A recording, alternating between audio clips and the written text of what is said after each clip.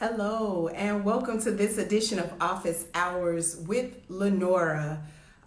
Again, it's my pleasure to come before you for the primary reason of office hours being a way for prospective students to learn about opportunities in successfully passing their broker or pre-licensing, leasing agent, managing broker, pre-licensing course on the first attempt, as well as when transitioning into that real estate professional, learn some techniques, some tips, some tools, some ways to have longevity in the business.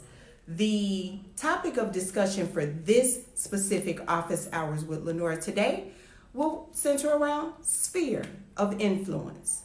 What does that mean for the average person? Probably not much.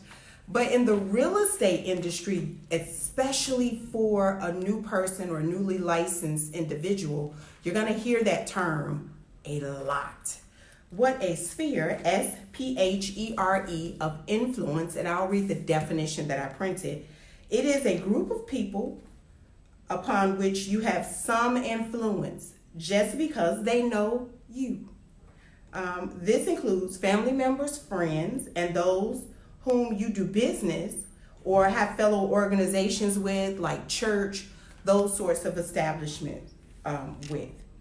The purpose or what the goal of the sphere of influence should be is basically attracting business to yourself from people that you already have relationships with. When we think about why are they important, again, those are people that you personally know or professionally. They know you. They should be able to see what your working style, your ethics, your commitment to things. You know, if you're trustworthy, those sorts of things. They should be able to see that through just interaction with you. And the old saying is people like to spend money with people that they trust. So that should be you.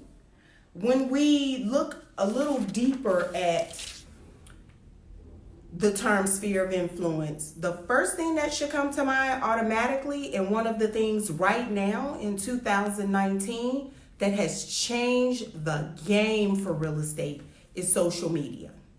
You can do simply what I'm doing right now. Pop this camera on and you can reach people way beyond your immediate friends and family members because people can share information about you. So just hypothetically consider, I'm the real estate professional and I choose to share information about the services that I provide via Facebook. So I go live maybe once a week or a couple times or so per week. And I might be taking you in and out of my daily activities, which could include showings and working relationships with clients and customers and hosting an open house, so on and so forth. You get to kind of live through what I'm showing you.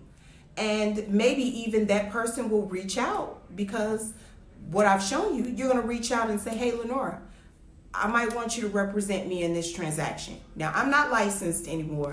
But I will say that with social media being as prevalent as it is right now, no one in the real estate industry should be working without it. It's a great cost effective because in most cases there's very little cost or none at all. You can pop your camera on that you're already paying for through your cell phone provider and you can speak to hundreds, maybe even thousands of people at any given time. I want to share some ways to increase that sphere of influence because the first thing that I know you might be thinking is, where do I really get these people? I don't know that many people. I'm just, I'm really not outgoing like that, or I might not know a lot of people that I could share what I do with. You would be, again, surprised how many people you have in your cell phone.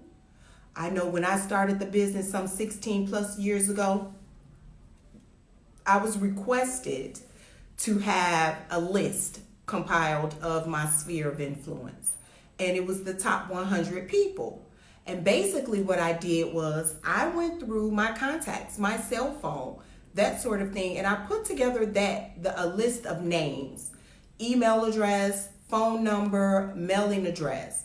And a large number of those people I personally contacted because I wanted them to know, hey, you're going to be receiving some information about what I'm doing in the business now and my new venture. And I didn't want you to be caught by surprise, but I do want you to know what's going on with me in the world of real estate. So my company at that time mailed out an announcement about me, let them know ways to contact me in an effort to drive business my way. Well, think about doing that now with social media. It would be overwhelming probably to some, the amount of people that you can contact at any given point in time based on having this much exposure and knowledge of your sphere of influence. Always remember to gather information, contact information. You want a name, you want a phone number, you want a mailing address. Snail mail is still popular, believe it or not. And you also want an email address because most millennials you'll probably never catch on the phone. You'll definitely probably catch them via a text message or some form of communication through social media. But that's another way of being able to communicate with your client. So I have 6 top ways that you can share or increase your sphere of influence. The first one is, like I mentioned already, sharing through Facebook. Get out there, talk to people. If you have this issue with being a public speaker, take some classes to help improve in that area because ultimately it's all about building relationships. The second way is to communicate on Twitter. There's conversations that are always being had. Why not put information out there about you and the services that you're providing in those areas that you're going to probably get more bang for your buck and being able to talk to a boatload more of people. Doing business through LinkedIn. Now, keep in mind, LinkedIn is a professional setting, but you're providing a professional service.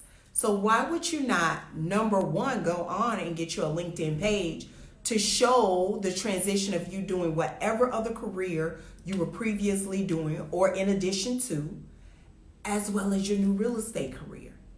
And then within the LinkedIn page, you're going to be able to contact people directly and let them know what services you are providing as a real estate professional. I would much rather look for a resume type when I'm considering as a seller, as a buyer, a prospective buyer, someone with that professional appearance. And then I can kind of go and do my background research on that person to make sure they're going to be a good fit for me. Your clients, your customers are doing the same thing. So make sure the image that you put out there is really what it speaks to your level of professionalism. The other way, well, believe it or not, I know some of you are going to be like, nope. Share Instagram stories. How about even creating a Pinterest page? You're creating photos. You're creating excitement about what you're doing. If I have friends, and I do, that are in the industry, and I can always go on their page and I can see that they're in the middle of a rehab project with a client and they're showing before and after pictures, or they're on a showing, or they're taking pictures of the inside of a property to be able to show to their Facebook friends and family members and fans, and their Instagram stories. I'm putting together ideas. Maybe I like the paint color and I wanted to contact that real estate professional to ask them.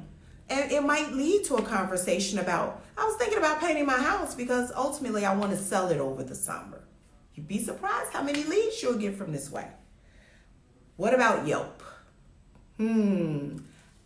With caution, because just as easy as it is to put a good or a positive review of a business or even a person providing services out there, you can't take away the negatives. So if someone decides to do a Yelp review on your services and it was not a good one, can't take it back, and it's out there about you. So that might be one that I would caution. Always do the right thing. Then you don't have to consider somebody's opinion as being offensive if you've been doing the right thing all this time. The last and final way would be through agent rating sites like Angie's List. How many of you have used like an Angie's List to contact a contractor because you wanted to have services done personally, or maybe even services done on behalf of someone else? These same agent representing or rating sites can do the same thing for a professional in the real estate industry. They compile lists and they're going to do the background research and check on what you've been doing as a professional, and they'll be able to say for your specific area. They'll compile this list and end users can pull them as a way of seeing who the top producers are in that area, or the reliable real estate professionals that should be contacted if someone is looking for those services. So that's my story. I'm sticking to it. I thought that, with us coming to the end of the new year, or the end of this year and approaching a new year, what better way to say, think about who you're going to be sitting across from, next to at that table for Thanksgiving. Think about the conversations that you'll be having. Hopefully, if you're considering a career in real estate, now you get to talk to these people at the dinner table. We get to have conversations about, what your new venture will be, and hopefully earning that real estate license in the very near future. So this is a way to start planting that seed, gathering that contact information, letting them know, hey, eventually I'll be contacting you. And if you've ever considered the services of a real estate professional once I get my license, please consider me. It's a way of planting that seed and ultimately later to cultivate a fully bloomed plant. This is my episode of Office Hours with Lanora. Again, we're approaching the end of the year. I'm looking forward to the holidays. It's good food, as well as an opportunity to come to you with additional Office Hours with Lanora that I'm hoping will be helpful to you. So look forward to that. Our 1-year anniversary is coming up. So remember to like, share, subscribe. We are on YouTube. We'll be establishing a platform there, a greater platform there as well. So I thank you all. Be safe. Enjoy your time with your families. Love on somebody. This is also a season where people might have experienced loss. So if you have an extra seat at your table, invite a friend over. You'll be surprised how much it'll help. Have a great one. Bye-bye.